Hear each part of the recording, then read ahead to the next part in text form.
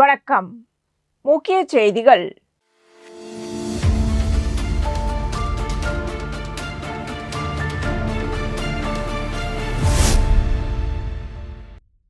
புதுச்சேரியில் சிறு குறு நடுத்தர தொழில் நிறுவனங்களின் சங்க நிர்வாகிகள் மற்றும் அதிகாரிகளுடன் மத்திய அமைச்சர் ஜித்தன் ராம் மஞ்சி ஆய்வுக் கூட்டம் நடத்தினார்.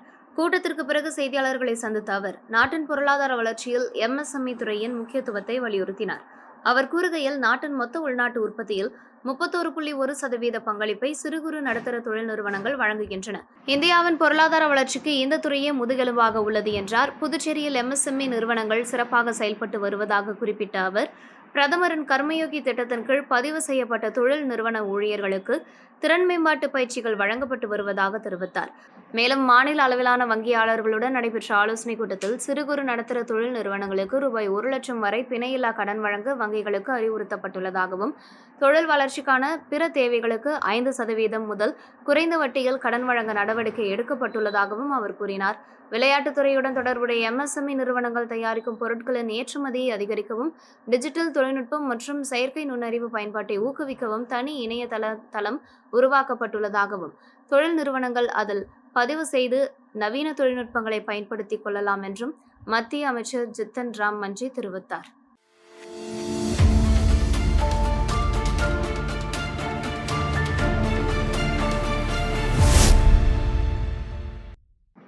காரைக்கால் மேடு பகுதியில் செயல்பட்டு வரும் அரசு ராமபக்கிரிசாமி பிள்ளை அரசு உயர்நிலைப் பள்ளியில் பாராளுமன்ற உறுப்பினர் தொகுதி மேம்பாட்டு நிதி மூலம் ரூபாய் 15 லட்சம் மதிப்பில் புதிதாக கட்டப்பட்ட கழிப்பறை கட்டிடம் திறப்பு விழா நடைபெற்றது.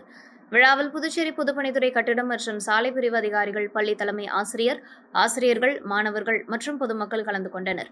பாராளுமன்ற உறுப்பினர் வைத்திலிங்கம் புதிய கழிப்பறை கட்டிடத்தை திறந்து வைத்து மாணவர்களின் பயன்பாட்டிற்கு அர்ப்பணித்தார். பின்னர் பேசிய வைத்திலிங்கம், கடந்த முறை பள்ளிக்கு வந்தபோது கழிப்பறை வசதி இல்லாதது குறித்து மாணவர்களும் பள்ளி நிர்வாகமும் கோரிக்கை வைத்ததாகவும், அதனை ஏற்று தனது தொகுதி மேம்பாட்டு நிதியிலிருந்து ரூபாய் 15 லட்சம் ஒதுக்கி புதிய கட்டிடம் அமைக்கப்பட்டதாகவும் தெரிவித்தார். மேலும் தற்போதைய கழிப்பறை வசதி மாணவர்களின் எண்ணிக்கைக்கு போதுமானதாக இல்லாததால் கூடுதலாக மேலும் ஒரு புதிய கழிப்பறை கட்டிடம் அமைக்க நடவடிக்கை எடுக்கப்படும் என்று உறுதியளித்தார். பள்ளியில் மதில் சுவர் சேதமடைந்துள்ளதால் அதனை சீரமைக்க தேவையான நிதி ஒதுக்கி பணிகள் மேற்கொள்ளப்படும் என்றும் அவர் தெரிவித்தார். மாணவர்களிடம் உரையாற்றிய அவர், படிப்பு மட்டுமே வாழ்க்கைக்கு போதாது, உடல் ஆரோக்கியமும் மன ஆரோக்கியமும் முக்கியம்.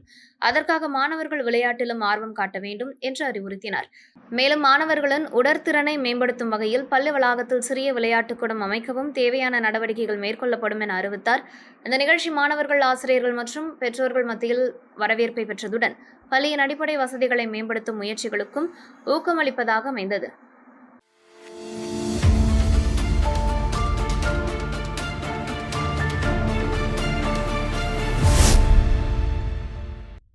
பாண்டிச்சேரி பிரீமியர் லீக் 3வது சீசன் கடந்த 7ஆம் தேதி தொடங்கி விறுவிறுப்பாக நடைபெற்று வருகிறது. இதன் தொடர்ச்சியாக நேற்று நடைபெற்ற 4வது லீக் போட்டியில் ரூபி ஒயிட் டவுன் லெஜண்ட்ஸ் அணியும் வெளியூர் மோஹத் கிங்ஸ் அணியும் மோதின. டாஸ் வென்ற ரூபி ஒயிட் டவுன் லெஜண்ட்ஸ் அணி முதலில் பந்து வீச்சை தேர்வு செய்தது. முதலில் பேட்டிங் செய்த வில்லியனூர் மோஹத் கிங்ஸ் அணி கேப்டன் அமன் கானின் அதிரடி ஆட்டத்தால் 20 ஓவர்களில் 6 விக்கெட் இழப்புக்கு 198 ரன்கள் குவித்தது. அமன் கான் 32 பந்துகளில் 5 சிக்சர்கள், 3 பவுண்டரிகளுடன் 60 ரன்கள் விளாசினார். 199 ரன்கள் என்ற வெற்றி இலக்கை நோக்கி களமிறங்கிய ரூபி ஒயிட் டவுன் லெஜண்ட்ஸ் அணி 19.1 ஓவர்களில் அனைத்து விக்கெட்டுகளையும் இழந்து 175 ரன்களுக்கு ஆல் அவுட் ஆனது. இதன் மூலம் வில்லியனூர் மோஹத் கிங்ஸ் அணி 23 ரன்கள் வித்தியாசத்தில் வெற்றி பெற்று இந்த சீசனின் தொடர்ச்சியாக 2வது வெற்றியை பதிவு செய்தது. சிறப்பாக விளையாடிய அமன் கான் ஆட்டநாயகன் விருதை வென்றார். இதனைத் தொடர்ந்து நடைபெற்ற 5வது லீக் போட்டியில் ஜெனத் ஏனம் ராயல்ஸ் மற்றும் மாஹே ஸ்ட்ரைக்கர்ஸ் அணிகள் மோதின. டாஸ் வென்ற மாஹே ஸ்ட்ரைக்கர்ஸ் அணி முதலில் பந்துவீச்சை தேர்வு செய்தது. முதலில் பேட்டிங் செய்த ஜெனத் ஏனம் ராயல்ஸ் அணி 20 ஓவர்களில் 7 விக்கெட் இழப்புக்கு 184 ரன்கள் எடுத்தது. 185 ரன்கள் என்ற இலக்கை விரட்டிய மாஹே ஸ்ட்ரைக்கர்ஸ் அணி 19 ஓவர்களில் 6 விக்கெட் இழப்புக்கு 188 ரன்கள் எடுத்து 4 விக்கெட் வித்தியாசத்தில் வெற்றி பெற்றது. இந்த சீசனில் மாஹே ஸ்ட்ரைக்கர்ஸ் அணியின் முதல் வெற்றியாக இது அமைந்தது. 82 ரன்கள் குவித்த ரித்திக் சர்மா ஆட்டநாயகன் விருதை கைப்பற்றினார்.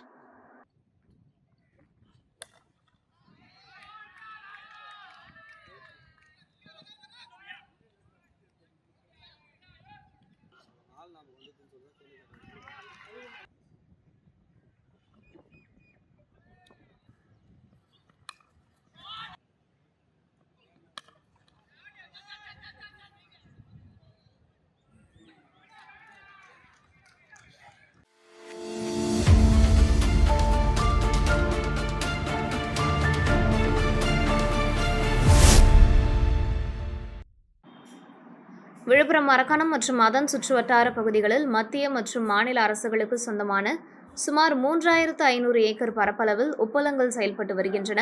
இங்கிருந்து ஆண்டுதோறும் சுமார் 26 லட்சம் டன் உப்பு உற்பத்தி செய்யப்பட்டு தமிழகத்தின் பல்வேறு பகுதிகளுக்கும் வெளி மாநிலங்களுக்கும் அனுப்பப்படுகிறது. இந்த தொழிலை நம்பி ஆயிரக்கணக்கான தொழிலாளர்கள் வாழ்வாதாரம் மேற்கொண்டு வருகின்றனர். ஒவ்வொரு ஆண்டும் ஜனவரி மாதத்தில் தொடங்கும் உப்பு உற்பத்தி செப்டம்பர் மற்றும் அக்டோபர் மாதங்கள் வரை நடைபெறுவது வழக்கம். இந்த ஆண்டும் வழக்கம் போல் உற்பத்தி தொடங்கிய நிலையில் கடுமையான கோடை வெயில் காரணமாக உப்பு உற்பத்தி எதிர்பார்த்ததை விட அதிகரித்துள்ளது. உற்பத்தி அதிகரித்ததன் காரணமாக சந்தையில் உப்பின் விலை கடுமையாக சரிந்துள்ளது. கடந்த ஆண்டு 70 கிலோ எடையுள்ள ஒரு உப்பு மூட்டை ரூபாய் 400 வரை விற்பனையான நிலையில் தற்போது அதே மூட்டை ரூபாய் 240 மட்டுமே விற்பனையாகிறது. இதனால் உப்பு உற்பத்தியாளர்கள் பெரும் நஷ்டத்தை சந்தித்து வருவதாகவும் இதன் தாக்கம் உப்பள தொழிலாளர்களின் வாழ்வாதாரத்தையும் பாதிக்கும் நிலை உருவாக்கியுள்ளதாகவும் தெரிவித்துள்ளனர்.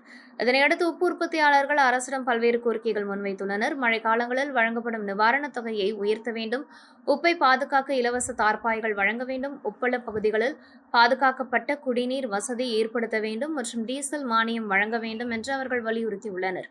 மேலும் கடந்த திமுக ஆட்சியில் உப்பள தொழிலாளர்களுக்கு வழங்கப்பட்ட ரூபாய் 5000 மழைக்கால நிவாரண நிதியை தற்போதைய அரசு உயர்த்தி வழங்க நடவடிக்கை எடுக்க வேண்டும் என்றும் உப்பு உற்பத்தியாளர்கள் கோரிக்கை விடுத்துள்ளனர்.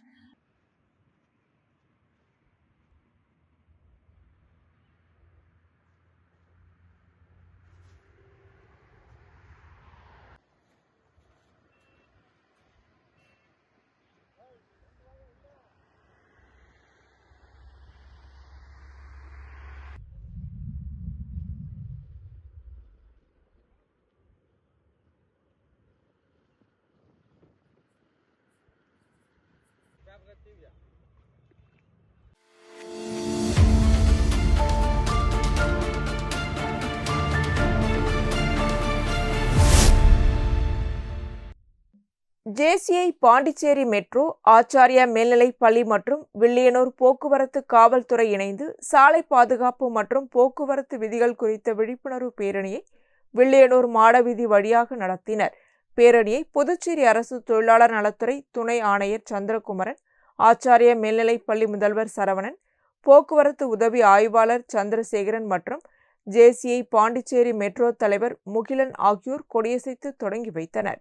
இந்நிகழ்ச்சியில் ஜேசிஐ முன்னாள் தலைவர்கள் சுந்தர வடிவேலு, வெங்கடேசன், அரும்பாத்து ரத்தின விநாயகம், ரங்கநாதன், ஆச்சாரியா சரவணன், ஒருங்கிணைப்பாளர்கள் ராமன், வெங்கடேசன், சமூக ஆர்வலர் வில்லியனூர் கலியமுருகன், குழு காயம் நண்பர்கள் வட்டத்தை சேர்ந்த பரசுராமன், வில்லியனூர் ரஜினி ரசிகர் மன்றத்தை சேர்ந்த ரஜினி முருகன், லயம் அன்பு, ஜெகன் உள்ளிட்டோர் கலந்து கொண்டனர். மேலும் ஆச்சாரியா மேல்நிலைப் பள்ளி ஆசிரியர்கள் ஒருங்கிணைப்பாளர்கள் விஜயானந்த், அசோக் குமார் மற்றும் மாணவர்கள் பங்கேற்று சாலை பாதுகாப்பு விழிப்புணர்வு பேரணியில் கலந்து கொண்டனர். பேரணியை தொடர்ந்து போக்குவரத்து உதவி ஆய்வாளர்கள் முத்துக்குமரன் மற்றும் சந்திரகுமார் ஆகியோர் மாணவர்களுக்கு சாலை பாதுகாப்பு போக்குவரத்து விதிகளை கடைபிடிக்கும் அவசியம் மற்றும் விபத்துக்களை தவிர்ப்பது தொடர்பாக விழிப்புணர்வு பயிற்சி வகுப்பை நடத்தி மாணவர்களுடன் கலந்துரையாடினர். இந்நிகழ்ச்சிக்கான ஏற்பாடுகளை ஜேசிஐ பாண்டிச்சேரி மெட்ரோ உறுப்பினர்கள் மற்றும் ஆச்சாரியா மேல்நிலைப் பள்ளி ஆசிரியர்கள் இணைந்து செய்திருந்தனர்.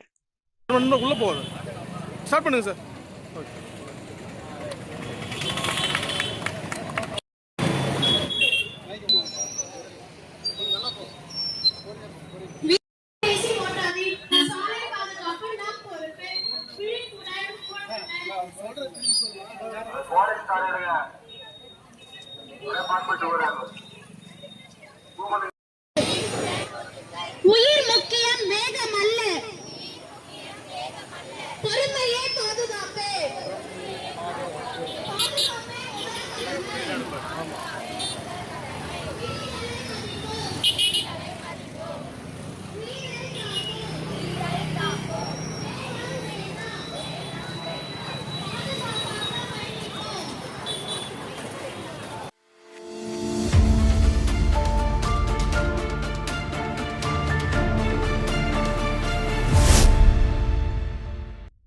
புதுவை குடிசை மாற்று வாரியத்தின் பெருந்தலைவர் காமராஜர் நூற்றாண்டு ஒருங்கிணைந்த வீடு கட்டும் திட்டம் மற்றும் பிரதமரின் அனைவருக்கும் வீடு திட்டம் ஆகியவற்றின் கீழ் காமராஜர் நகர் தொகுதியை சேர்ந்த பயனாளிகளுக்கு முதல் தவணையாக ரூபாய் 1 லட்சம் வீட்டு கட்டுமான நிதி உதவி வழங்கும் நிகழ்ச்சி நடைபெற்றது.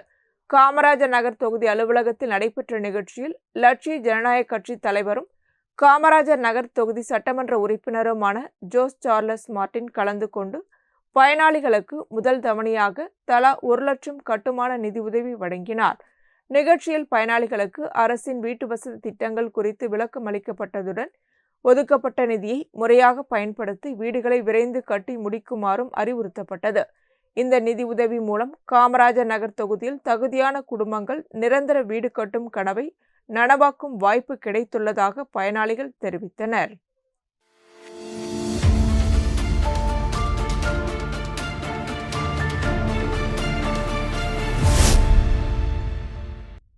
புதுச்சேரி மகளிர் மற்றும் குழந்தைகள் மேம்பாட்டுத்துறை சார்பில் முதியோர் உதவித்தொகை பெறும் 60 வயதிற்கு மேற்பட்ட பயனாளிகளுக்கு இலவச போர்வை மற்றும் காலணிகள் வழங்கும் நிகழ்ச்சி வில்லியனூர் தொகுதிக்குட்பட்ட தில்லை நகர் பகுதியில் நடைபெற்றது. நிகழ்ச்சியில் வில்லியனூர் தொகுதி சட்டமன்ற உறுப்பினர் ரவிக்குமார் கலந்து கொண்டு முதியோர் பயனாளிகளுக்கு இலவச போர்வைகள் மற்றும் காலணிகளை வழங்கினார். பின்னர் முதியோரின் நலன் மற்றும் தேவைகள் குறித்து கேட்டறிந்த அவர் அரசின் பல்வேறு நலத்திட்டங்கள் தகுதியான அனைத்து பயனாளிகளையும் முழுமையாக சென்றடைய தொடர்ந்து நடவடிக்கை எடுக்கப்படும் என்று உறுதியளித்தார். இந்நிகழ்ச்சியில் மகளிர் மற்றும் குழந்தைகள் மேம்பாட்டுத்துறை அதிகாரிகள், அங்கன்வாடி பணியாளர்கள், என்ஆர் காங்கிரஸ் நிர்வாகிகள், கூட்டணி கட்சி நிர்வாகிகள் மற்றும் பொதுமக்கள் பலர் கலந்து கொண்டனர்.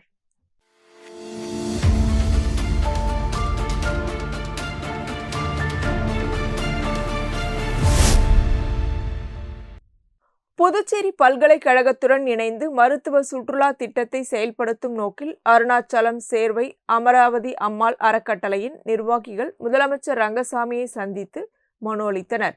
அருணாச்சலம் சேர்வை அமராவதி அம்மாள் அறக்கட்டளை உலகின் பல்வேறு நாடுகளில் மருத்துவ சுற்றுலா சேவைகளை முன்னெடுத்து வருகிறது. அதன் ஒரு பகுதியாக புதுச்சேரி பல்கலைக்கழகத்துடன் இணைந்து புதுச்சேரியிலும் மருத்துவ சுற்றுலா திட்டத்தை செயல்படுத்த முடிவு செய்யப்பட்டுள்ளதாக அறக்கட்டளையின் இயக்குனர் ஜெயக்குமார் தெரிவித்தார். இதனையடுத்து புதுச்சேரி சட்டப்பேரவையில் முதலமைச்சர் ரங்கசாமியை சந்தித்த நிர்வாகிகள் தமிழகம் மற்றும் புதுச்சேரியில் தரமான மருத்துவ சேவைகளை வழங்குவதோடு வெளிநாடுகளில் இருந்து வரும் சுற்றுலா பயணிகளுக்கும் உயர்தர சிகிச்சை வசதிகளை ஏற்படுத்தும் வகையில் அரசுடன் புரிந்துணர்வு ஒப்பந்தம் மேற்கொள்ள விருப்பம் இருப்பதாக மனுவில் குறிப்பிட்டனர். இதுகுறித்து அரசு விரைவில் பரிசீலனை செய்து முடிவு எடுத்து ஒப்பந்தம் மேற்கொள்ள வாய்ப்புள்ளதாக எதிர்பார்க்கப்படுகிறது. அரசின் அனுமதி கிடைத்தால் புதுச்சேரியை இந்தியாவின் முன்னணி மருத்துவ சுற்றுலா நகரமாக மாற்ற அனைத்து முயற்சிகளும் மேற்கொள்ளப்படும் என்றும் அறக்கட்டளையின் இயக்குனர் ஜெயக்குமார் தெரிவித்தார். சேர்வை அமராவதி அம்மாள் அறக்கட்டளையிலிருந்து பல்வேறு நலத்திட்ட உதவிகள், சமூக நல திட்டங்கள் பண்ணிட்டு இருக்கோம்.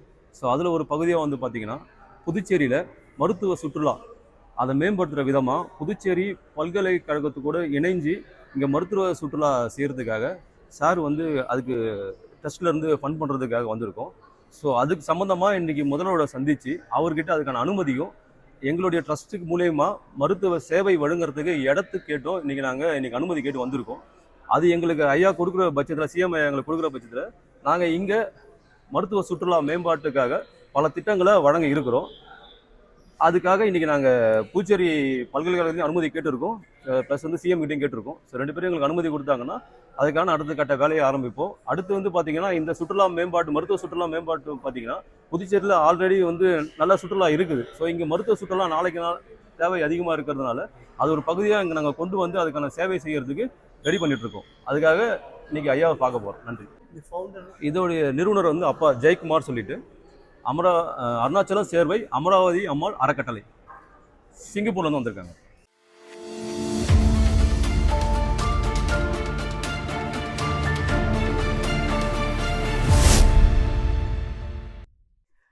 வில்லியனூர் திருக்காமேஸ்வரர் ஆலய அரங்கில் ஜவஹர் வித்யா நிகேதன் மேல்நிலைப் பள்ளி மாணவிகள் வழங்கிய பரதநாட்டிய அரங்கேற்றம் மற்றும் சலங்கை பூஜை விழா நடைபெற்றது. வில்லியனூர் சிவகணபதி நகரில் அமைந்துள்ள ஜவஹர் வித்யா நிகேதன் மேல்நிலைப் பள்ளியின் பரதநாட்டிய ஆசிரியர் தினகரன் பயிற்சியளித்த மாணவி ஈழநிலா தனது பரதநாட்டிய அரங்கேற்றத்தை நிகழ்த்தினார். மேலும் மாணவிகள் உமா மகேஸ்வரி, லத்திகா, கோபிகா, ஷர்மிளா, லக்ஷ்மிதா மற்றும் அஸ்வதானிகி ஆகியோர் சலங்கை பூஜை செய்து சலங்கை அணிந்து நாட்டிய நிகழ்ச்சிகளை வழங்கினர். விழாவிற்கு பள்ளியின் தாளாளர் டாக்டர் ராம சிவராஜன் தலைமை தாங்கினார். முதுநிலை முதல்வர் அஞ்சலாட்சி முன்னிலை வகித்தார். புதுச்சேரி பள்ளி கல்வி இயக்ககத்தின் முதன்மை கல்வி அதிகாரி குலசேகரன், பணி நிறைவு பெற்ற துணை இயக்குனர் பூபதி மற்றும் உதயம் நாட்டியாலயாவின் துணைத் தலைவர் அனிதா சந்தோஷ்குமார் ஆகியோர் குத்துவிளக்கேற்றி விழாவை தொடங்கி வைத்து சிறப்புரையாற்றினர். புதுச்சேரி ஈச் ஃபவுண்டேஷன் நிறுவனர் கலைமாமணி டாக்டர் தமிழ்வாணன், புதுச்சேரி சுயநிதி தனியார் பள்ளிகள் சங்க கூட்டமைப்பின் தலைவர் டாக்டர் ரங்கநாதன் மற்றும் மாணவிகளின் பெற்றோர்கள் நடராஜருக்கு பூஜை செய்து மாணவிகளுக்கு சலங்கைகளை வழங்கி வாழ்த்துக்களை தெரிவித்தனர். நிகழ்ச்சியில் 2025-26 கல்வியாண்டில் சிறந்த கல்வி சாதனை படைத்த மாணவர்களுக்கும் 100% வருகை பதிவு கொண்ட மாணவர்களுக்கும் விருதுகள் வழங்கப்பட்டன. நாட்டிய நிகழ்ச்சியில் குரு நாட்டியாலய கலரத்னா தினகரன் நட்டுவாங்கம் செய்தார். கலைமாமணி ஞானப்பிரகாசம் வாய்ப்பாட்டு பாட, கலைமாமணி அங்கப்பன் மிருதங்கம் வாசித்தார். தனிகாச்சலம் வயலின் இசைக்க, மலர்கொடி ஆடை வடிவமைப்பை மேற்கொண்டார். குழு நாட்டியங்கள் மற்றும் தனிநபர் நாட்டியங்கள் பார்வையாளர்களின் பாராட்டை பெற்றன. விழா நிகழ்ச்சிகளை பள்ளியின் துணை முதல்வர் குமார் தொகுத்து வழங்கினார். பள்ளி முதல்வர் சாந்தி நன்றி கூறினார். அலுவலக பணியாளர் சுகுணா மற்றும் பள்ளி நிர்வாகத்தினர் விழாவிற்கான அனைத்து ஏற்பாடுகளையும் செய்திருந்தனர்.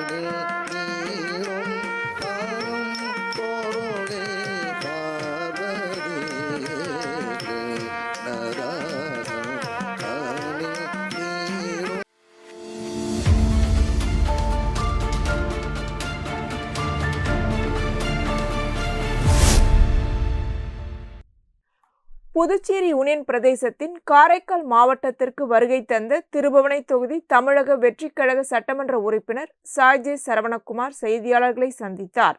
அப்பொழுது அவர், புதுச்சேரியில் புதிய அரசு அமைந்த பின்னரும் அமைச்சர்களுக்கு இலாக்கா ஒதுக்கீடு செய்யப்படாதது தொடர்பான கேள்விக்கு பதிலளித்த அவர், அரசியலமைப்பு சட்டப்படி முதலமைச்சரை அனைத்து துறைகளையும் வைத்துக் கொள்ள முடியும், அமைச்சர்களுக்கு இலாக்கா ஒதுக்குவது கட்டாயமல்ல என்று தெரிவித்தார்.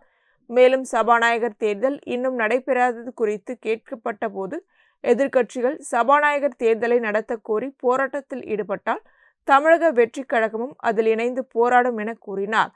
தட்டாஞ்சாவடி தொகுதியில் நடைபெறவுள்ள இடைத்தேர்தலில் தமிழக வெற்றிக் கழக வேட்பாளர் நிச்சயம் வெற்றி பெறுவார் என்று நம்பிக்கையும் அவர் வெளிப்படுத்தினார்.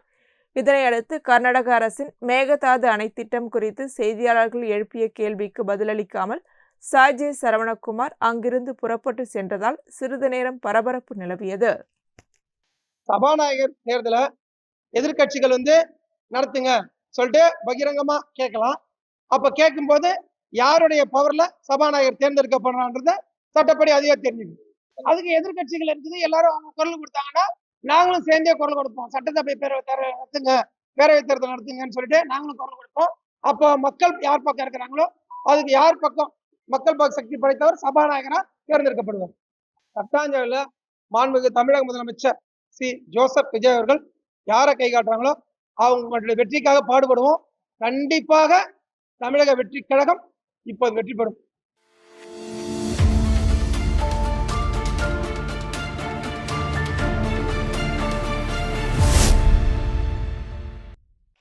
பருவமழை நெருங்கி வரும் நிலையில் காமராஜர் நகர் தொகுதியில் மேற்கொள்ள வேண்டிய மழைக்கால முன்னெச்சரிக்கை நடவடிக்கைகள் குறித்து லட்சிய ஜனநாயக கட்சி தலைவரும் காமராஜர் நகர் தொகுதி சட்டமன்ற உறுப்பினருமான ஜோஸ் சார்லஸ் மார்டின், பொதுப்பணித்துறை பொறியாளர் லூயிஸ் பிரகாசம் உள்ளிட்ட அதிகாரிகளுடன் ஆலோசனை நடத்தினார். இந்த ஆலோசனையில் மழைநீர் தேங்குவதை தடுப்பது, வடிகால் மற்றும் வாய்க்கால்களை சீரமைப்பது, பாதிக்கப்பட்ட பகுதிகளில் உடனடி நடவடிக்கைகளை மேற்கொள்வது உள்ளிட்ட பல்வேறு அம்சங்கள் குறித்து விரிவாக விவாதிக்கப்பட்டது. மழை காலங்களில் பொதுமக்கள் எவ்வித சிரமமுமின்றி பாதுகாப்பாக இருக்க தேவையான அனைத்து முன்னெச்சரிக்கை நடவடிக்கைகளையும் விரைந்து மேற்கொள்ளுமாறு சம்பந்தப்பட்ட அதிகாரிகளுக்கு ஜோஸ் சார்லஸ் மார்டின் அறிவுறுத்தினார். மேலும் காமராஜர் நகர் தொகுதியில் மழைநீர் தடையின்றி வெளியேறுவதற்காக தனது சொந்த செலவில் வாய்க்கால்களை தூர்வாரும் பணிகளையும் மேற்கொள்ள ஜோஸ் சார்லஸ் மார்டின் நடவடிக்கை எடுத்துள்ளதாக தெரிவிக்கப்பட்டுள்ளது.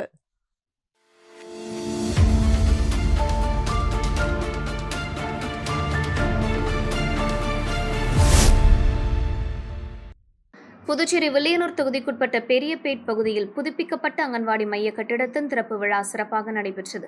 விழாவில் வில்லியனூர் தொகுதி சட்டமன்ற உறுப்பினர் ரவிக்குமார் கலந்து கொண்டு ரிப்பன் வெட்டி குத்துவிளக்கேற்றி புதுப்பிக்கப்பட்ட அங்கன்வாடி மைய கட்டிடத்தை திறந்து வைத்து பொதுமக்களின் பயன்பாட்டிற்கு அர்ப்பணித்தார். பின்னர் அங்கன்வாடி மைய பணியாளர்களுடன் கலந்துரையாடிய ரவிக்குமார் மைய கட்டிடத்தை முறையாக பராமரித்து குழந்தைகளுக்கு தரமான ஊட்டச்சத்து, கல்வி மற்றும் பராமரிப்பு சேவைகளை தொடர்ந்து வழங்கப்படுவதை உறுதி செய்ய வேண்டும் என அறிவுறுத்தினார். இந்நிகழ்ச்சியில் உள்ளாட்சி பிரதிநிதிகள், சமூக ஆர்வலர்கள், பொதுமக்கள் மற்றும் அப்பகுதி மக்கள் கலந்து கொண்டு புதுப்பிக்கப்பட்ட அங்கன்வாடி மையம் பயன்பாட்டிற்கு வந்ததற்கு நன்றி தெரிவித்தனர்.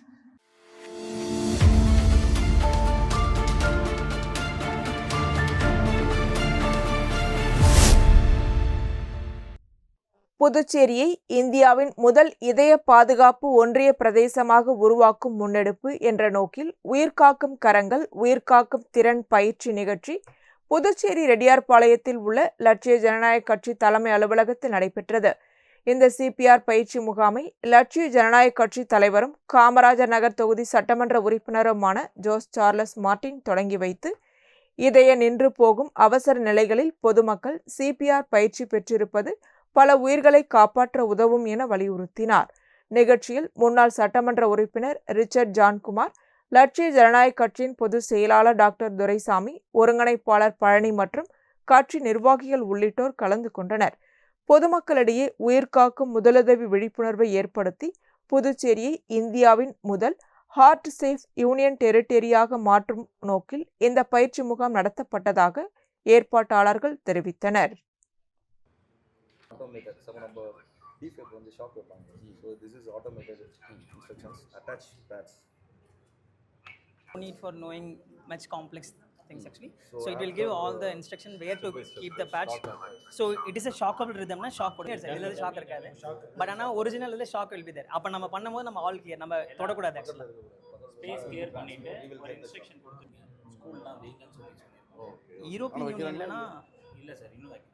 பேர்ன காஸ்ட் வருதுல ஒரு மெஷின் அகார்டிங் 1 lakh இது 1 lakh sir. This mannequin will be 10,000 rupees per mannequin. This is training model only sir. the trainer We can even mandate sir in Pondicherry government actually, because now bus stand same actually. So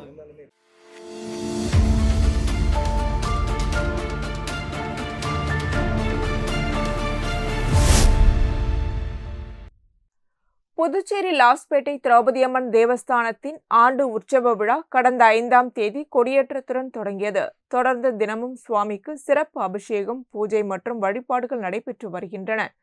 விழாவின் ஒரு பகுதியாக ஸ்ரீ பார்த்த சாரதி பெருமாள், ஸ்ரீ அர்ஜுனர் மற்றும் ஸ்ரீ திரௌபதியம்மன் சுவாமிகளுக்கு திருமஞ்சனம் நடைபெற்றது. அதனைத் தொடர்ந்து திருவாராதனையும் நடைபெற்றது. இந்நிலையில் திரௌபதி அம்மனுக்கு பொங்கல் வைக்கும் சிறப்பு விழாவில் அமைச்சரும் லாஸ்பேட்டை தொகுதி சட்டமன்ற உறுப்பினருமான VP சிவக்கொழுந்து கலந்து கொண்டு சுவாமியை தரிசித்து வழிபட்டார். முன்னதாக கோவிலுக்கு வருகை தந்த அமைச்சர் VP சிவக்கொழுந்துவிற்கு ஆலய நிர்வாகம் சார்பில் பொன்னாடை அணிவித்து பூரண கும்பம் மரியாதையுடன் வரவேற்பு அளிக்கப்பட்டது. இந்நிகழ்ச்சியில் ஆலய தலைவர் நந்தா ஸ்ரீதரன், நந்தா பூவராகவன், வன்னியர் சங்க மாநில தலைவர் நரசிம்மன், செல்வராஜ், திருமால், முருகையன், மூர்த்தி, சிவராஜ் உள்ளிட்டோர் கலந்து கொண்டனர். மேலும் பக்தர்கள் பங்கேற்று சுவாமி வழிபட்டனர். விழாவில் கலந்து கொண்ட அனைவருக்கும் பிரசாதம் வழங்கப்பட்டது. விழா ஏற்பாடுகளை கோவில் நிர்வாக அதிகாரிகள், விழா குழுவினர் மற்றும் ஊர் பொதுமக்கள், இளைஞர்கள் செய்திருந்தனர்.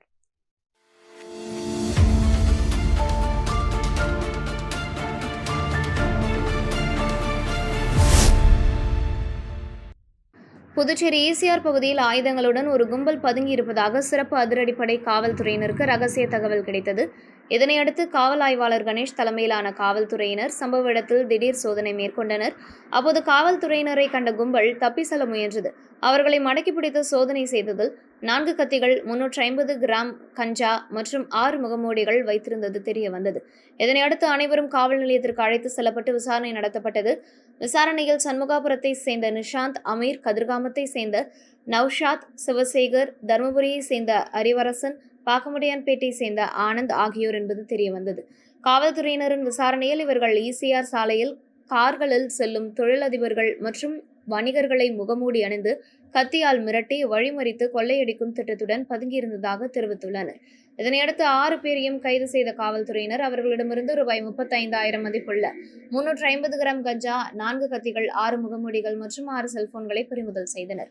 பின்னர் அவர்கள் கோரிமேடு காவல் நிலையத்தில் ஒப்படைக்கப்பட்டனர். கைது செய்யப்பட்ட 6 பேர் மீதும் கொலை முயற்சி, அடிதடி, வழிப்பறி மற்றும் திருட்டு உள்ளிட்ட பல்வேறு வழக்குகள் ஏற்கனவே நிலுவையில் இருப்பதாக காவல்துறையினர் தெரிவித்தனர். பின்னர் அவர்கள் நீதிமன்றத்தில் ஆஜர்படுத்தப்பட்டு காலாப்பட்டு மத்திய சிறையில் அடைக்கப்பட்டனர்.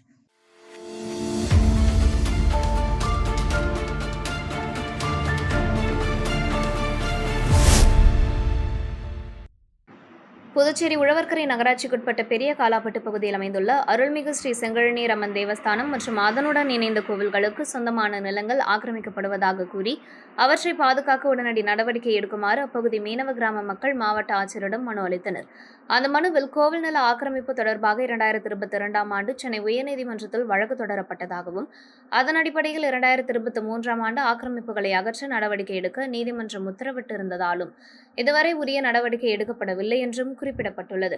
மேலும் காலாப்பட்டு வருவாய் கிராமத்தின் சர்வே எண்கள் 231 கீழ் 1 மற்றும் 231 கீழ் 7 உள்ள கோவில் நிலங்களில் சிலர் வணிக வளாகங்கள் மற்றும் கட்டிடங்களை அமைத்து ஆக்கிரமித்து வருவதாகவும் இதுகுறித்து பலமுறை சம்பந்தப்பட்ட அதிகாரிகளிடம் புகார் அளித்தும் எந்த நடவடிக்கையும் எடுக்கப்படவில்லை என்றும் கிராம மக்கள் குற்றம் சாட்டியுள்ளனர். எனவே கோவிலுக்கு சொந்தமான மீதமுள்ள நிலங்களை பாதுகாக்கவும், புதிய ஆக்கிரமிப்புகளை தடுக்கவும், ஏற்கனவே உள்ள ஆக்கிரமிப்புகள் குறித்து சட்டப்படி நடவடிக்கை எடுக்கவும் மாவட்ட நிர்வாகம் உடனடியாக தலையிட வேண்டும் என்று பெரிய காலாப்பட்டு மீனவ கிராம மக்கள் வலியுறுத்தியுள்ளனர்.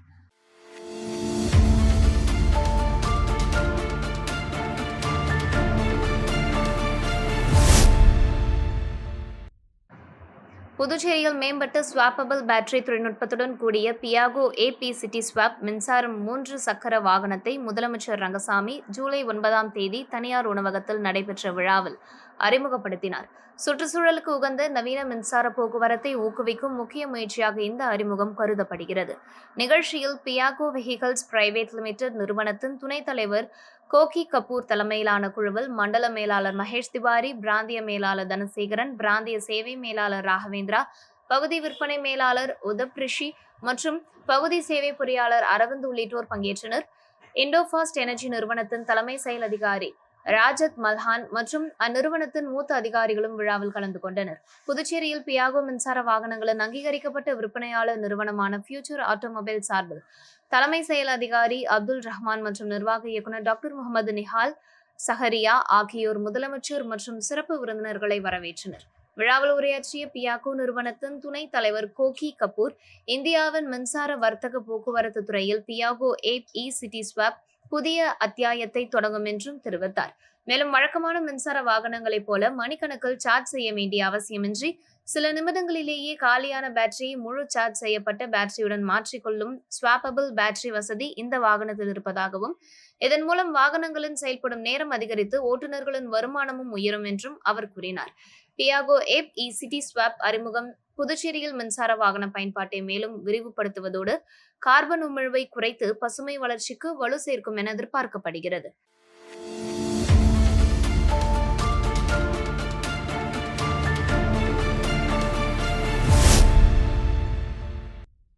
திண்டிவனம் ரெட்டனை கிராமத்தில் அமைந்துள்ள ஸ்ரீ திரௌபதி அம்மன் ஆலயத்தின் அக்னி வசந்த விழாவின் 14ஆம் நாள் விழா நடைபெற்றது. விழாவை ஒட்டி மூலவர் ஸ்ரீ திரௌபதி அம்மன் சிறப்பு மலர் அலங்காரத்தில் பக்தர்களுக்கு அருள் பாலித்தார். தொடர்ந்து அம்மனுக்கு கற்பூர ஆரத்தி காண்பிக்கப்பட்டு சிறப்பு பூஜைகள் நடைபெற்றன. அதனைத் தொடர்ந்து உற்சவர் ஸ்ரீ சுபத்திரை மற்றும் ஸ்ரீ திரௌபதி அம்மன் மடியில் சயன கோலத்தில் எழுந்தருளி ஸ்ரீ அர்ஜுனன் மகாராஜா வண்ண மலர்களால் அலங்கரிக்கப்பட்டு பக்தர்களுக்கு அருள் பாலித்தார். பின்னர் சயன கோலத்தில் காட்சியளித்த ஸ்ரீ அர்ஜுன மகாராஜாவிற்கு கற்பூர ஆரத்தி காண்பிக்கப்பட்டு கோவில் உட்பிரகாரத்தை வலம் வந்தார். அதனைத் தொடர்ந்து வண்ண விளக்குகளால் அலங்கரிக்கப்பட்ட வாகனத்தில் இரவு வீதி உலா நடைபெற்றது. இந்நிகழ்வில் சுற்று வட்டார பகுதிகளைச் சேர்ந்த பக்தர்கள் கலந்து கொண்டு சுவாமியை தரிசித்து வழிபட்டனர்.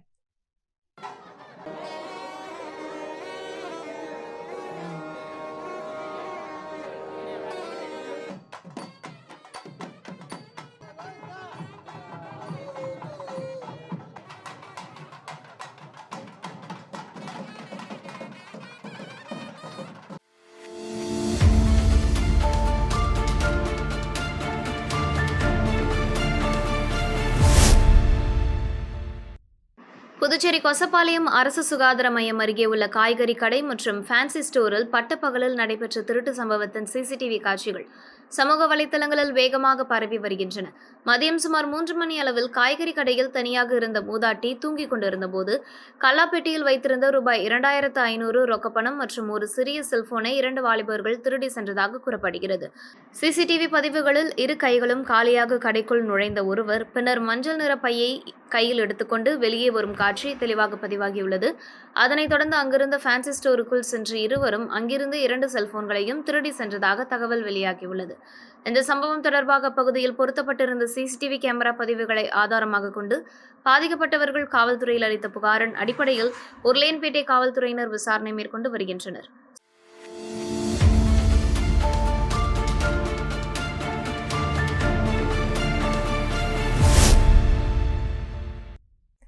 புதுச்சேரி வில்லியனூர் கொம்பியனுக்கு உட்பட்ட மங்களம் தொகுதியில் உள்ள அரியூர்பேட் கிராமத்தில் அமைந்துள்ள ஸ்ரீ ஏழை மாரியம்மன் கோவிலின் 41ஆம் நாள் மண்டல பூஜை அபிஷேக விழா நடைபெற்றது. கடந்த மாதம் நடைபெற்ற மகா கும்பாபிஷேகத்தை தொடர்ந்து 41 நாட்களாக தினமும் அம்மனுக்கு சிறப்பு அபிஷேகம், பூஜை மற்றும் ஆராதனைகள் நடைபெற்றன. அதன் நிறைவாக நடைபெற்ற மண்டல அபிஷேக விழாவில் பக்தர்கள் கலந்து கொண்டு சுவாமி தரிசனம் செய்தனர்.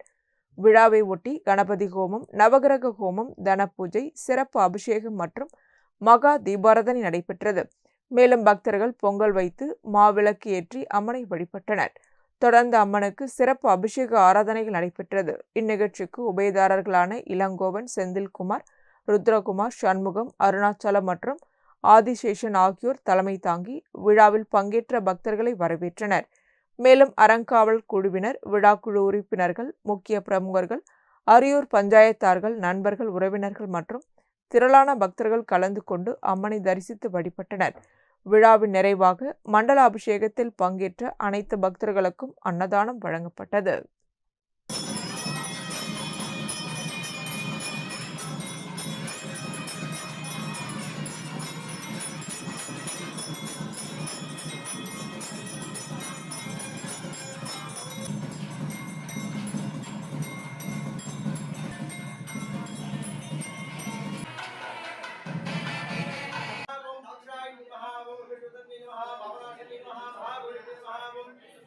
இத்துடன் செய்திகள் நிறைவடைகின்றன. வணக்கம்.